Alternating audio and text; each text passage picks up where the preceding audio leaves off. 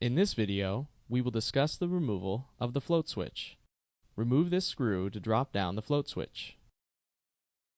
Take off the wiring to complete the removal. Thank you for taking the time to view this video.